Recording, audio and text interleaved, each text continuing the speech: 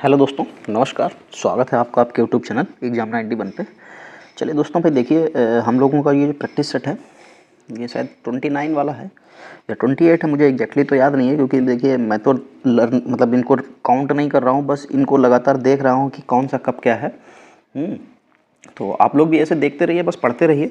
पढ़ना बहुत ज़रूरी है क्योंकि पेपर के लिए अब सिर्फ 7-8 दिन बचे हैं। चलिए फिर क्वेश्चन स्टार्ट करते हैं। देखिए यहाँ पे क्या लिखा हुआ है, सेलेक्ट द मोस्ट अप्रोप्रिएट। हाँ दोस्तों, एक चीज़ और भाई दोस्तों, आप लोग जो है वीडियो को बिल्कुल भी शेयर नहीं कर रहे हैं और लाइक भी नहीं कर रहे हैं। देखिए लाइक और शेयर जरूर कर दिया करें, और जो क्वेश्चंस मैं पूछता हूँ उनका कुछ लोगों के अलावा कोई आंसर नहीं देता है, तो दोस्तों वो आंसर जरूर दिया करें।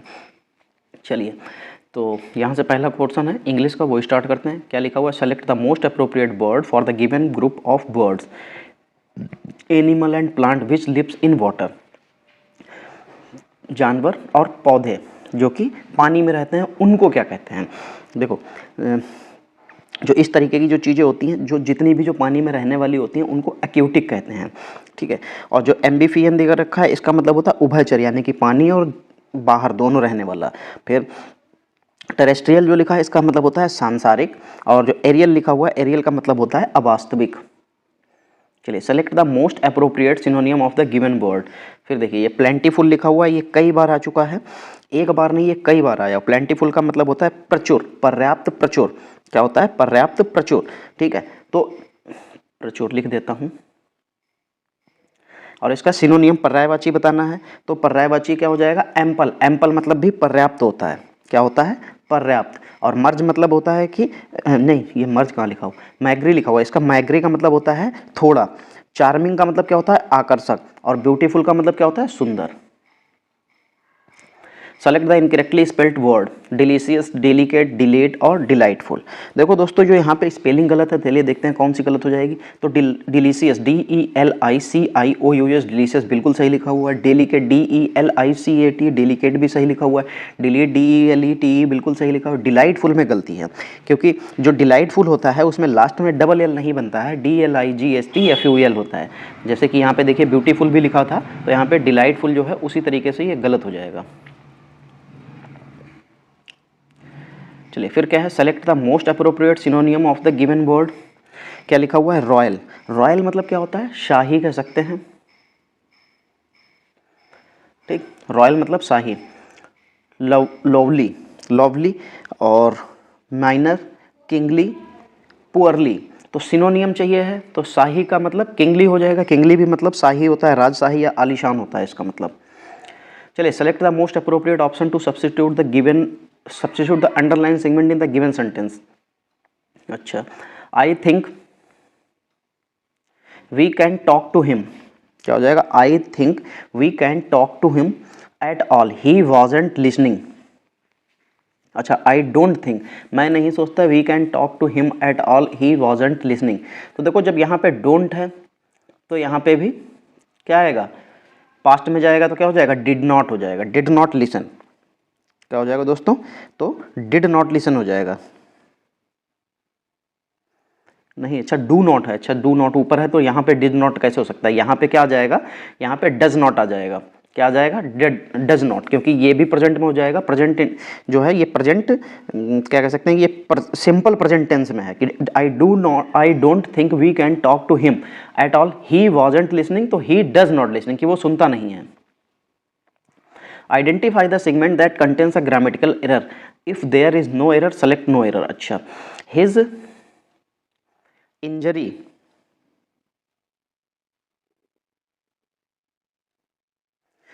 his injury does not seems to affect him so much। अच्छा दोस्तों देखो, ये क्या लिखा हुआ है, हिज इंजरी, और जब यहाँ पे डज लिखा हुआ है तो इसका मतलब क्या है कि ये सिंपल प्रेजेंट में है, ठीक है। सिंपल प्रेजेंट में है यानी कि डू डज ये इस्तेमाल हो रहा है, तो इसके बाद में जब डू या डू नॉट या डज नॉट इस्तेमाल हुआ है तो उसमें वर्ब की फर्स्ट फॉर्म यूज करते हैं। क्या यूज करते हैं, फर्स्ट फॉर्म। तो यहां पे सीम्स नहीं, सीम होगा।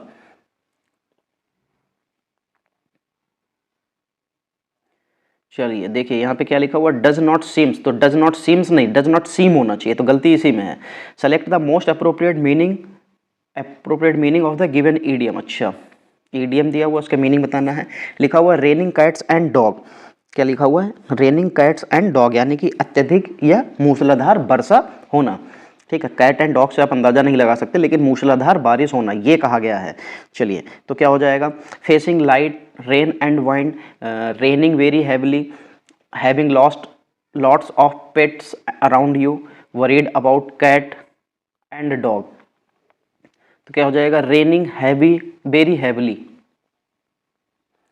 Select the incorrectly spelled word. ये एमनावेल लिखा हुआ है, एमिशेबल लिखा हुआ है, एमिएबल लिखा हुआ है और अप्रोचेबल लिखा हुआ है। चलिए, तो देखिए ये सबसे पहली स्पेलिंग गलत लिखी है, इसमें ई होता है, AME होता है, NABLE वो बिल्कुल सही लिखा हुआ है, लेकिन AME होता है, इसका मतलब होता है जिम्मेदार। क्या होता है? जिम्मेदार।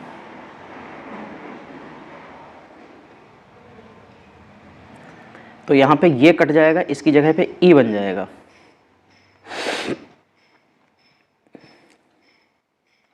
Select the most appropriate option to substitute the underlined segment in the given sentence. If there is no need substitute, it select no substitution required.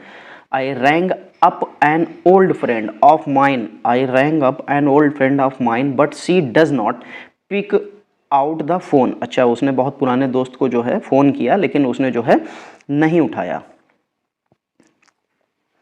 अच्छा, आई रैंग अप, ये तो पास्ट में हो जाएगा। आई रैंग अप मतलब उसने phone किया था, तब क्या हो जाएगा? I rang up an old friend of mine but she did not pick out the phone. तो यहाँ पे क्या हो जाना चाहिए? सी डिड नॉट हो जाना चाहिए, पिकअप हो जाना चाहिए। ठीक है, सी डिड नॉट पिकअप, ये हो जाना बिल्कुल सही हो जाएगा। चलिए, सेलेक्ट द इनकरेक्टली स्पेल्ड, हमको यहाँ से इनकरेक्टली स्पेल्ड ढूंढनी है। चलिए, फास्टिंग लिखा हुआ, फेबुलस लिखा हुआ, फर्दर लिखा हुआ है, फार्दर लिखा हुआ है। ठीक है, तो देखो यहाँ पे जो फेबुलस की स्पेलिंग लिखी है वो गलत है, क्योंकि इसमें एक जगह पे ओ आता है, FABULOUS, तो LOUS होता है यहाँ पे, तो ये गलत हो जाएगा। फेबुलस मतलब शानदार होता है। Select the most appropriate option to substitute the underlined segment if there is given in the given sentence. If there is no need to substitute it, select no substitution required. अच्छा, people are slowly returning of the normal routine after opening up of the lockdown. अच्छा, चलिए, क्या लिखा हुआ है? People are slowly returning, मतलब इंसान, लोग जो हैं धीरे धीरे वापस आ रहे हैं to the their normal routine, अपने नॉर्मल रूटीन पर, after opening up to the off the lockdown. तो ओपनिंग अप, हाँ यहाँ पे ये बिल्कुल सही लिखा हुआ है कि ओपनिंग अप, इसमें कोई गलती नहीं है, ये बिल्कुल सही है, तो यहाँ पे नो सब्स्टिट्यूशन रिक्वायर्ड हो जाएगा। Select the most appropriate word to fill in the blank. The captain with the marvel, नहीं, the captain with the members of the team, the captain with the members of team given a hearty welcome at the airport yesterday.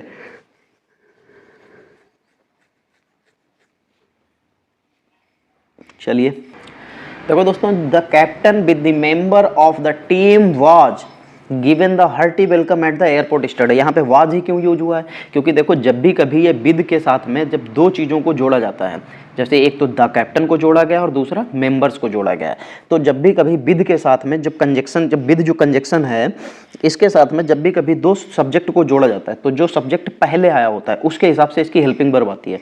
तो captain जो है वो single है, तो इसलिए single form use की गई। अगर मेंबर्स पहले होता तो वर यूज होता। Select the most appropriate antonym of the given word. तो क्या लिखा हुआ है यहाँ पे? अप्रोच लिखा हुआ है। अप्रोच मतलब होता है जो समीप होता है या समीप आना होता है, मतलब क्या होता है? समीप आना। ठीक है, इसका जो एंटोनियम हो जाएगा वो क्या हो जाएगा? दूर जाना हो जाएगा। क्या हो जाएगा? दूर जाना। तो यानी कि अवॉइड कर सकते हैं, कि अवॉइड मतलब उसको देखना, अनदेखा करना या दूरी बनाना, ये भी कह सकते हैं। Select the most appropriate meaning of the given idiom. अब यहाँ पे जो ईडियम दे रखा है उसका हमको क्या करना है? मीनिंग बताना है। चेंज फॉर द बेटर, क्या लिखा हुआ है? चेंज फॉर द बेटर, यानी कि अच्छाई के लिए परिवर्तन होना। क्या? अच्छाई के लिए परिवर्तन होना। तो क्या हो जाएगा? Exchange and old product for new, इसका कोई मतलब नहीं है। Pretend to be someone else, इसका भी कोई मतलब नहीं है। टू कीप लूज चेंज, यहाँ पे भी कोई मतलब नहीं। And improvement in this situation, हाँ ये बिल्कुल सही हो सकता है कि अच्छाई के लिए क्या था, परिवर्तन आना, और इसके लिए यहाँ पे क्या हो जाएगा, एन इम्प्रूवमेंट मतलब कोई परिवर्तन होना अब सिचुएशन के हिसाब से। Identify the segment in the sentence which contains a grammatical error. The sports teacher was elected when his team was won the state football championship. The sports teacher was elected when his team was won the state football championship. अच्छा,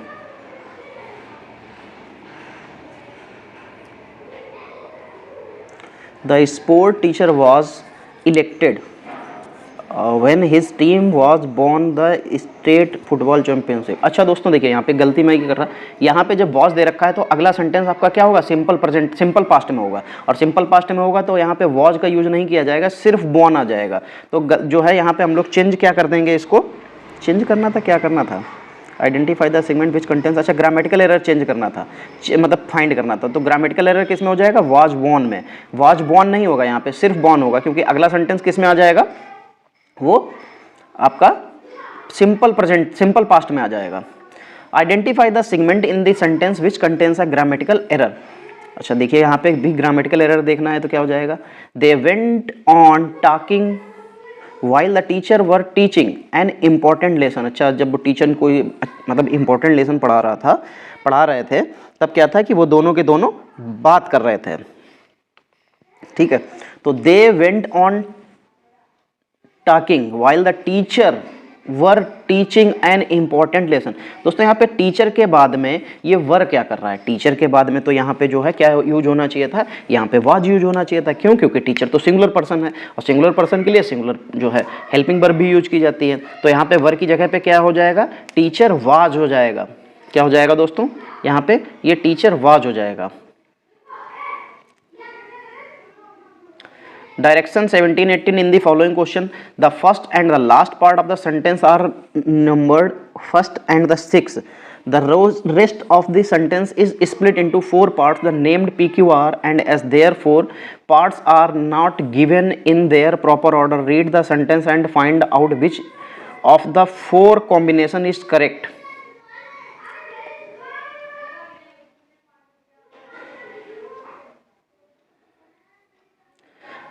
लिखा हुआ है 1 million was born in London, नहीं 1 Milton was born in London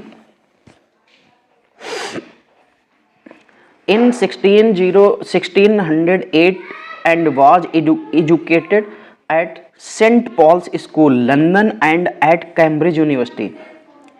After the execution of the king, Milton entered the service of the Commonwealth government in 1649, was Lytton secretary. The obtained his MA degree at the age of 24. After 6 years, he went on the tour in 1638.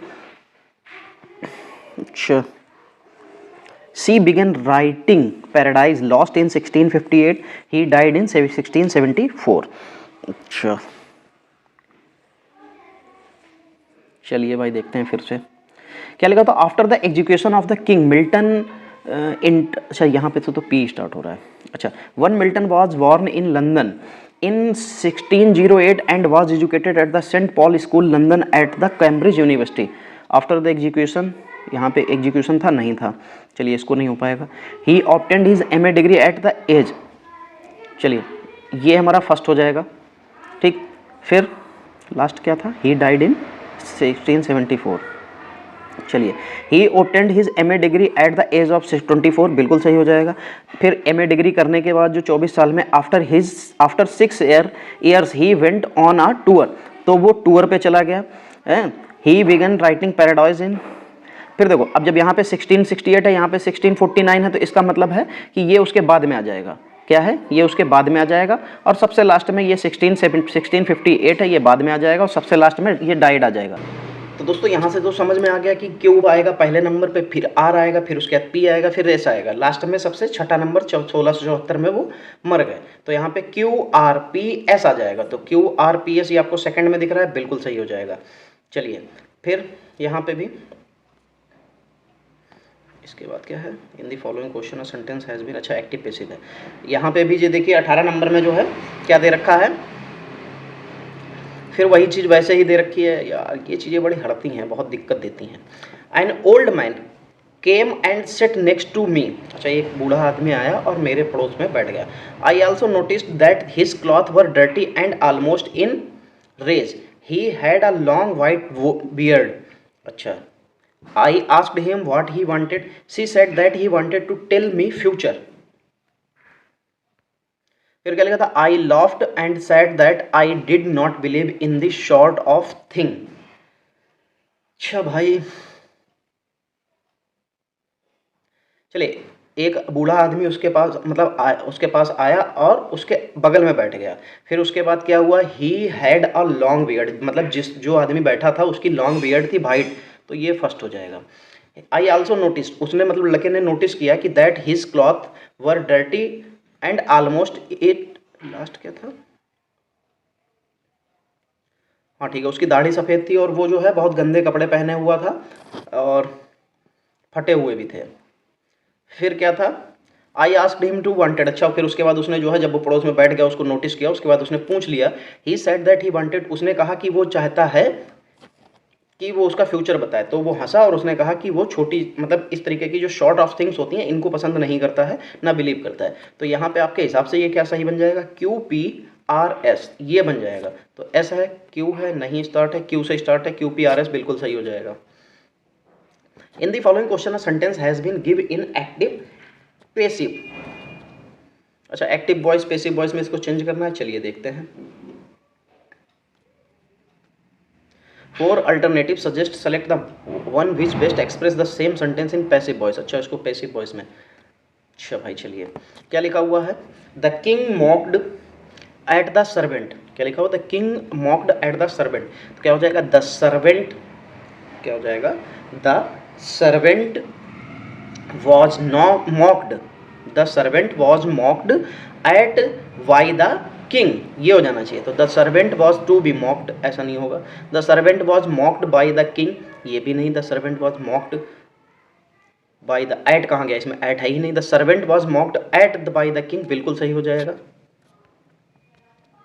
In the following question, sentence has been given in direct, indirect speech. Out of the four alternatives, suggest select the one which best express the same sentence in direct, direct speech. क्या लिखा हुआ है, Nitin said to the teacher, could you please repeat the question. तो उसने teacher से क्या कहा, teacher से उसने रिक्वेस्ट की, तो क्या हो जाएगा, Nitin request the teacher to repeat the question, ये हो जाना चाहिए। तो क्योंकि कुड लगा है तो कुड के लिए यहाँ पे आपने रिक्वेस्टेड लगा ही दिया है, फिर उसके बाद में कोई मतलब नहीं है। तो Nitin requested to the teacher repeat the question, to repeat the question, ये यहाँ पे बिल्कुल सही हो जाएगा। ये फर्स्ट वाले में दे रखा है, यही सही हो जाएगा। चलिए फिर यहाँ पे जो है वो पैराग्राफ दे रखा है, इसको हमको फिल करना है। चलिए क्या लिखा हुआ, Albert soon got to learn the language of native people, Albert soon got to learn the language of native people. चलिए कैसे नेटिव पीपल, तो जो वहाँ के रहने वाले लोग थे, Albert soon got to learn the language of the native people, तो यहाँ पे द हो जाना चाहिए, द है, हाँ है, बिल्कुल सही है। चलिए फिर now he could talk to them about their problems, हाँ अब वो उनसे जो है उनसे ही अपनी प्रॉब्लम्स के बारे में बात करने लगा। देम, ये पैराग्राफ तो आ चुका है एक बार। They to begin to him for advice, क्या हो जाएगा कि वो उनकी अपीयर या अप्रोच, तो दोस्तों आगे भी था लेकिन यहाँ पे ये अप्रोच, क्योंकि ये मैं पहले ही भी करा चुका हूँ एक बार कि इसके बाद हाउएवर आएगा और अश्योर्ड आएगा, ये भी मैं आपको बता दे रहा हूँ क्योंकि ये मैं करा चुका हूँ पहले एक बार, और प्रैक्टिस सेट आप लोग देखे होंगे तो आपको भी ये याद होगा। About their problems they begin to approach him for advice, some people were too shy to share, some people were too shy to share, किस चीज में, फर्दरनेस में, हाउएवर, देयरफॉर या मोरेवर, तो हाउएवर में, किस में, हाउएवर में। ये कैसे प्रिंट हुआ भाई, फिर उसके बाद में क्या था, but too shy to share their concern, Albert eventually them that he was there to assist them in all matters. तो यहाँ पे एश्योर्ड आ जाएगा, क्या आ जाएगा, ये एश्योर्ड। चलिए फिर अगला पार्ट हमारा किस चीज़ का है, अगला पार्ट है हमारा सामान्य ज्ञान का, और इसमें आपको सामान्य ज्ञान में करंट के भी क्वेश्चन देखने को मिलते हैं, तो आप लोग इनको बिल्कुल भी मत छोड़ा करिए, पूरा पोर्शन जरूर देखा करिए। चलिए फिर लिखा हुआ है सिंधु दर्शन उत्सव कहाँ आयोजित किया जाता है। देखो जो सिंधु दर्शन उत्सव है ये लेह लद्दाख का जो है उत्सव है, ये त्यौहार है, ये वहीं मनाया जाता है। ये त्यौहार जो है जून महीने में जो गुरु पूर्णिमा की जो दिन होता है तब मनाया जाता है, वो भी सिंधु नदी के तट पर एकत्रित होकर ये सब लोग मनाते हैं। तो कहाँ मनाया जाता है, ये लेह लद्दाख में मनाया जाता है। चलिए उस्ताद सादिक अली संबंधित हैं, किससे संबंधित हैं, जो उस्ताद सादिक अली जो हैं ये सारंगी, रुद्रवीणा, वायलिन या क्या दिया, घाटक से। तो दोस्तों ये जो उस्ताद अली सादिक अली जो हैं ये रुद्रवीणा बजाते हैं, क्या बजाते हैं, रुद्रवीणा। और हाँ ऊपर मैंने आपको एक चीज़ ये बताई थी, मैंने बताया था कि ये लेह लद्दाख में मनाया जाता है सिंधु दर्शन। उसके अलावा एक लोसार त्यौहार होता है वो अरुणाचल प्रदेश में, और कार्निवल जो होता है, कार्निवल उत्सव, वो गोवा में मनाया जाता है। जी कुछ त्यौहार थे जो पूछे जाते हैं बहुत ज़्यादा, इसलिए आप इनको जरूर याद करके जाइएगा। चलिए 28 नंबर देखिए, ओजोन सतह का संरक्षण संबंधी अंतर्राष्ट्रीय दिवस कब मनाया जाता है। ओजोन सतह का संरक्षण संबंधी अंतर्राष्ट्रीय दिवस कब मनाया जाता है। ओजोन परत संरक्षण दिवस ये पूछा जा रहा है, ओजोन परत संरक्षण दिवस ये कब मनाया जाता है। तो दोस्तों ये तो मनाया जाता है 16 सितंबर को, ठीक है। बाकी 1 मई को तो श्रमिक दिवस मनाया जाता है, 23 जनवरी को पराक्रम दिवस मनाया जाता है, और 4 जुलाई को अमेरिका का स्वतंत्रता दिवस होता है। चलिए वाटर पोलो में खिलाड़ियों की संख्या कितनी होती है, बहुत सरल क्वेश्चन है कि जो वाटर पोलो होते हैं उसमें 7 लोग होते हैं। कितने लोग होते हैं दोस्तों, 7 लोग होते हैं। और जो नॉर्मल पोलो खेला जाता है वो घोड़ों पे खेला जाता है, ठीक है, उसमें जो खिलाड़ी होते हैं वो 4 होते हैं, ठीक है। बाकी फुटबॉल है, क्रिकेट है, हॉकी है, इनमें सब में 11-11 होते हैं। चलिए भारतीय रिजर्व बैंक ने कितने जोनल ट्रेनिंग सेंटर हैं, भारतीय रिजर्व बैंक का जो जोनल ट्रेनिंग सेंटर हैं वो कितने हैं। तो दोस्तों वो 4 हैं, कितने हैं, 4 हैं। भारतीय रिजर्व बैंक की जो है स्थापना कब हुई थी, तो 1 अप्रैल 1935 को हुई थी। इसका मुख्यालय कहाँ है, जो मुंबई में है। इसके जो गवर्नर हैं इस समय पे वो कौन है, वो शशिकांत दास हैं।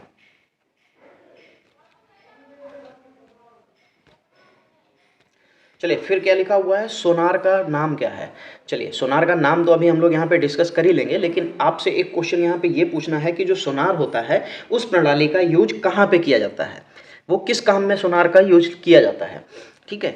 चलिए तो सोनार का पूर्ण रूप हमको बताना है, क्या होता है, साउंड नेविगेशन एंड रेंजिंग होता है। क्या होता है, साउंड नेविगेशन एंड रेंजिंग, ये जो है सोनार का फुल फॉर्म होती है। और सोनार का यूज कहाँ पे किया जाता है, ये आप लोग मुझे कमेंट में ज़रूर बताइएगा कि सोनार का यूज यहाँ पे किया जाता है या इस चीज़ में किया जाता है, ठीक है। क्योंकि देखिए सोनार का यूज बहुत ज़्यादा बार पूछा जा चुका है और कई ये बहुत अच्छे मतलब काम में यूज होता है, तो इसलिए मैंने आपसे पूछा भी कि सोनार का यूज कहाँ पे होता है। चलिए और इनमें किन तरंगों का यूज किया जाता है, अगर आप लोग ये बता सकते हैं तो बहुत अच्छा होगा, फिर इसका मतलब आपकी तैयारी बहुत अच्छी चल रही है। चलिए फिर यहाँ पे है कि जापान की मुद्रा क्या है, डॉलर है, शेकेल है, पाउंड है या एन है। तो जापान की मुद्रा क्या है, तो जापान की मुद्रा एन है, ठीक है। और जो इसमें शेकेल लिखा हुआ है इसका जो मतलब एक है न्यू शेकेल, ये जो मुद्रा है ये इजराइल की मुद्रा है, ठीक है। बाकी डॉलर तो आपको पता ही है कि बहुत जगह पे यूज किया जाता है, जैसे अमेरिका में सबसे ज़्यादा अमेरिका का डॉलर ही जो है वो देखा जाता है कि उससे से कंपैरिजन भी किया जाता है। चलिए मौलिक कर्तव्य के क्रियान्वयन हेतु JS वर्मा समिति का गठन कब किया गया। तो मौलिक कर्तव्यों के क्रियान्वयन हेतु JS वर्मा समिति का गठन कब किया गया, तो वर्ष 2001 में, वर्ष 1999 में, वर्ष 1956 में, वर्ष 1988 में। तो जो मौलिक कर्तव्य के क्रियान्वयन हेतु जो है JS वर्मा समिति का जो गठन है वो 1999 में किया गया है, ठीक है। चलिए फिर आगे बढ़ते हैं। 34 नंबर देखिए, निम्न में से भारत के किन क्षेत्रों में औसतन 200 मिलीमीटर वर्षा होती है। अच्छा, पश्चिम बंगाल बहुत वर्षा होती है, बिहार, उड़ीसा, यहाँ तो असम, मणिपुर, त्रिपुरा, यहाँ भी खूब वर्षा हो जाती है। फिर लिखा हुआ जम्मू कश्मीर, हिमाचल प्रदेश, केरल, तमिलनाडु। ठीक है, तो जम्मू कश्मीर और हिमाचल प्रदेश जो है यहाँ पे 200 मिलीमीटर तक वर्षा होती है, क्योंकि ये पहाड़ी क्षेत्र हैं और उस साइड में उतनी वर्षा पहुँच नहीं पाती है, बिल्कुल ऊपर क्षेत्र में पड़ता है ना, बिल्कुल ऊपर, तो इस चक्कर में उधर इतनी ज़्यादा वर्षा नहीं होती, तो 200 मिलीमीटर तक वर्षा हो पाती है। और राजस्थान के तो कुछ ऐसे भाग हैं जहाँ पे तो कह लो 2 सेंटीमीटर से भी कम वर्षा होती है। ठीक है, और बाकी जैसे ये पश्चिम बंगाल, त्रिपुरा, मिजोरम, केरल, कर्नाटक, तमिलनाडु, ये ऐसे राज्य हैं जहाँ पे 200 मिलीमीटर से ज़्यादा तक वर्षा होती है। चलिए फिर देखिए ग्रेट साल्ट झील कहाँ स्थित है, तो देखो जो ग्रेट साल्ट झील जो है वो अमेरिका में स्थित है। कहाँ स्थित है? अमेरिका में स्थित है। अमेरिका के जो उत्तर पश्चिम भाग पड़ता है ये वहाँ पे स्थित है।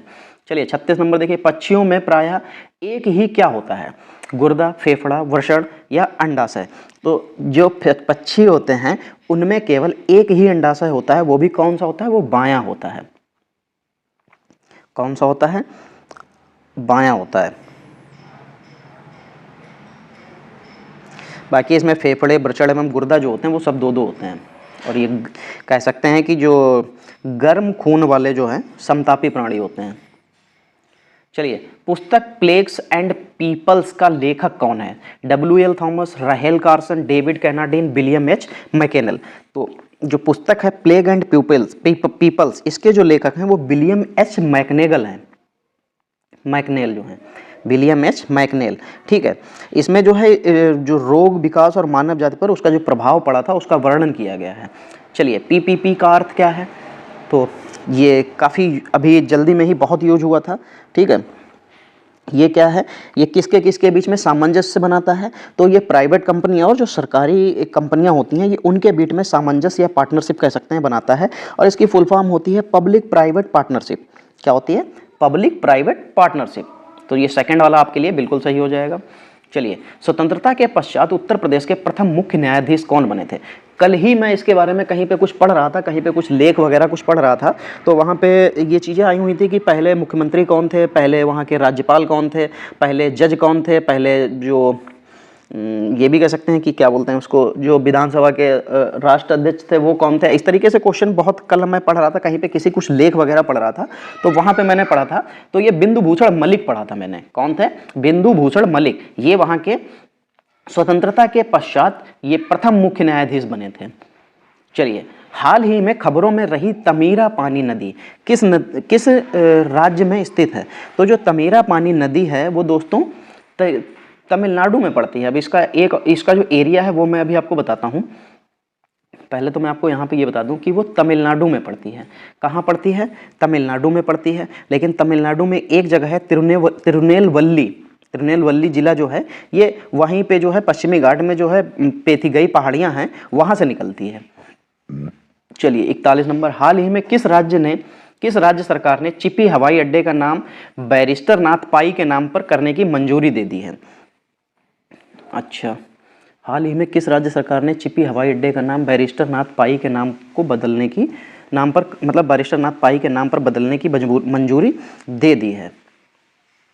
अच्छा, तो उड़ीसा सरकार ने, हिमाचल प्रदेश सरकार ने या महाराष्ट्र में तो सरकार ने, या इनमें से कोई नहीं? तो दोस्तों ये महाराष्ट्र सरकार ने अभी कदम उठाया है कि जो उन्होंने जो चिपी हवाई अड्डा जो है उसका नाम बदलकर बैरिस्टर नाथ पाई जो है करने का निर्णय लिया है। चलिए यांत्रिक ऊर्जा की एसआई मात्रक क्या होता है? तो जो यांत्रिक ऊर्जा होता है उसका एसआई मात्रक जूल होता है। क्या होता है? जूल। ठीक है, और ऊर्जा की जो CGS पद्धति होती है उसमें इकाई क्या होती है? उसके मतलब उसका जो है इकाई क्या होती है? तो वो अर्ज होती है। ऊर्जाएं दो प्रकार की होती हैं, आपको पता होना चाहिए, एक स्थितिज ऊर्जा और एक गतिज ऊर्जा। चलिए फिर देखिए 43 नंबर, मौर्य के बाद दक्षिण में सबसे प्रभावशाली राजा था। जो मौर्य आए थे उसके बाद में अगर दक्षिण में कोई सबसे प्रभावशाली राजा बना था तो वो कौन था? तो दोस्तों वो सातवाहन जो साम्राज्य था उन्हीं का मतलब उन्हीं के सारे राजा, ये कह सकते हैं सातवाहन साम्राज्य जो था वो मौर्यों के बाद में सबसे प्रभावशाली था। 44 नंबर, निम्नलिखित में से कौन सा सही सुमेलित नहीं है? ठीक है, निम्नलिखित में से कौन सा सही सुमेलित नहीं है? चलिए देखिए, दाम ताम्र की मुद्रा, देशाई राजस्व अधिकार, दीवान प्रांतीय राजस्व का प्रमुख, जरीब एक प्रकार का कर। तो जो निम्नलिखित में कौन सा ही सुमेलित नहीं है, ये पूछा जा रहा है। तो जो जरीब है वो एक प्रकार की मापन प्रणाली है, ना कि एक प्रकार का कर है। और ये जरीब जो है आपके लेखपाल का पेपर है या यूपी में जो इस तरीके से पेपर आते हैं जहाँ पे मापन वगैरह यूज किया जाता है या उसका ये काम होता है, तब ये चीज़ जो है उनसे पूछी जाती है। ठीक है, जो जरीब होता है इसमें 100 कड़ियाँ होती हैं और इसकी लंबाई लगभग 66 फीट की होती है। ये याद रखिए, 66 फीट मतलब ये कह सकते हैं 22 गज। चलिए फिर देखिए 45 नंबर देखिए, कुकी किस राज्य से संबंधित है। कुकी की बात कर रही है, कुकी एक जनजाति होती है। ये पूछा जा रहा है जो कुकी जनजाति है वो किस राज्य से संबंधित है। तो नागालैंड, मेघालय, मणिपुर या त्रिपुरा। तो कुकी जो कुकी जनजाति है वो मणिपुर राज्य से संबंधित है। किसका? मणिपुर राज्य से। इसका जो विस्तार है वो पूर्वोत्तर राज्य में बहुत ज़्यादा फैला हुआ है, खासकर ये जो म्यांमार है या कह सकते हैं बांग्लादेश, ये वहाँ तक खूब फैला हुआ है। चलिए फिर लिखा हुआ है स्वावलंबन योजना निम्नलिखित में से किस उद्देश्य की पूर्ति करती है। स्वावलंबन योजना जो है वो निम्नलिखित में से किस उद्देश्य की पूर्ति करती है। तो देखिए, ग्रामीण महिलाओं को रोजगार, शहरी महिलाओं को रोजगार, विकलांग व्यक्तियों को रोजगार और महिलाओं को प्रशिक्षण व कौशल। देखिए मेन जो काम था स्वावलंबन का, तो वो जैसे विधवा महिलाएं थीं, ठीक है, या ये कह सकते हैं जो पीड़ित महिलाएं थीं या तलाकशुदा थीं, तो इन लोगों को प्रशिक्षण और कौशल प्रदान किया जाता था। ठीक है, क्या किया जाता था? कौशल और प्रशिक्षण प्रदान किया जाता था। तो ये कह सकते हैं कि महिलाओं को प्रशिक्षण और कौशल, यहाँ पे चौथा ऑप्शन ले सकते हैं।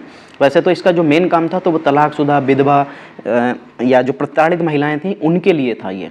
चलिए 47 नंबर देखिए, उत्तर प्रदेश में प्रथम निर्यात संवर्धन औद्योगिक पार्क कहाँ पर स्थापित किया गया है। ये अभी रिसेंटली स्टार्ट किया गया है, ये आपसे इसीलिए पूछा गया है, ठीक है, कि उत्तर प्रदेश में प्रथम निर्यात संवर्धन औद्योगिक पार्क है कहाँ स्थापित किया गया है। तो ये बृहत नोएडा में स्थापित किया गया है।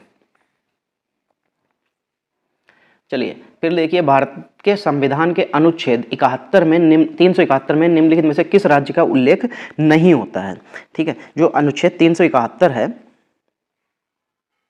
इसमें विशेष प्रावधान दिया गया है। राज्य जो भी कोई राज्य है, मतलब जो राज्य है उसके अंतर्गत उनमें सबको उनको विशेष प्रावधान दिया गया है। तो वही पूछा गया है कि इनमें से ऐसा कौन सा है जिसको वो विशेष प्रावधान नहीं मिला है। तो दोस्तों इसमें मध्य प्रदेश को भी विशेष प्रावधान नहीं है, महाराष्ट्र, गुजरात और कर्नाटक को 371 के अंतर्गत जो है विशेष प्रावधान दिया गया है। चलिए 49 नंबर, निक्स और हाइड्रा चंद्रमा है, किसके चंद्रमा है ये। तो निक्स और हाइड्रा जो है ये प्लूटो के चंद्रमा है।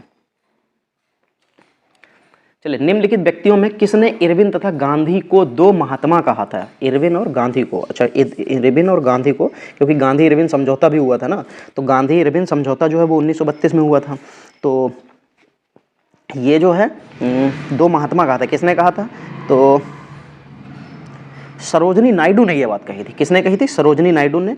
और ये गांधी इरविन समझौता जो है 5 मार्च 1931 ईस्वी को दिल्ली पैक्ट के नाम से भी जाना जाता है। तो यानी कि गांधी इरविन समझौता जो था वो 5 मार्च 1931 को हुआ था। उसी के बाद जो है सरोजनी नायडू ने गांधी और इरविन दोनों लोगों को महात्मा कहा था। चलिए दोस्तों, आज के जो 50 क्वेश्चन है वो हमारे यहीं पे समाप्त होते हैं। और अगर आपको ये सेशन अच्छा लगा है तो दोस्तों देखिए वीडियो को लाइक जरूर कर दिया करें और वीडियो को शेयर कर दिया करें। बाकी अगर आप लोग चैनल पर नए हैं, अभी तक चैनल को सब्सक्राइब नहीं किया है, तो दोस्त चैनल को सब्सक्राइब जरूर कर लें। चलिए दोस्तों, मिलते हैं अगली क्लास में, तब तक के लिए जय हिंद।